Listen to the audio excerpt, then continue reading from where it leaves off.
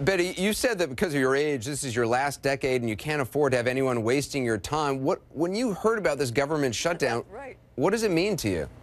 It means that when I gotten to be 92 years old, that there comes along with that a sense of urgency, a sense that if I don't get it right this time, I don't have time to do it over, that gets applied to work that I enjoy.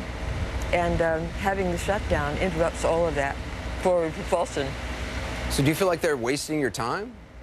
Yes, I do. Does it make you feel like kind of the only adult in the room when you watch some of these politicians talking about this stuff on TV? Yes, yes, that's true.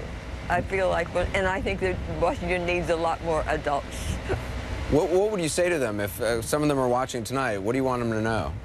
I'm not sure that I'm wise enough in what they're dealing with to be able to give anyone any advice. I only know how it's affecting my life, and and I'm not sure where the power lies anymore, and that uncertainty is disheartening. Do you think politicians understand the impact on someone like you?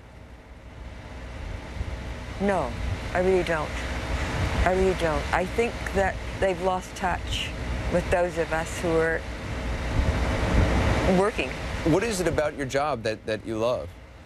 Uniquely, my job allows me to help to shape an emerging national park because I was a primary source, because I was here during that period that the Rosie the Riveter World War II Home Front National Historical Park celebrates. I was here, working in Richmond, California. You were working so during World War II? I became a primary source for the stories. I was working in a segregated union hall. So what do you tell people about that time? You're able to communicate with people who come to the park about what it was like to work there during World War II. What I tell them is that Ken Burns and Tom Brokaw told the story of the battles of the fighting war, but that no one over these 70 years has told the story of the rest of America, of Roosevelt's great arsenal of democracy, of extraordinary, ordinary people who became the most lethal force for mass production, that I guess the greatest mobilization since the building of the pyramids or the Great Wall of China, that story has never really been told.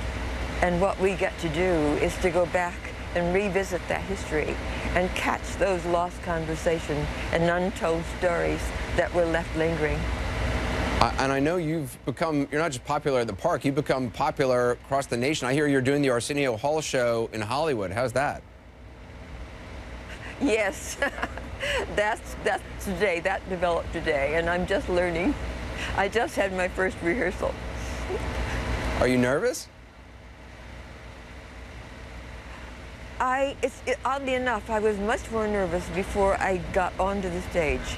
And in that walkthrough, the initial rehearsal, he is so comfortable that I lost all the nervousness. Well, until I had to come and face you. Oh no, that's terrible. Well, I hope you don't feel nervous anymore. Do you think you'll get back to work at the park soon? No, I hope so. I hope that this doesn't last many more days. Well, Betty, I hope you get back there soon, too, and I'd love to see you in your job someday. I hope I can one day come and visit. Betty, thank you so much. I hope you get out to our park. Thank you very much. All right.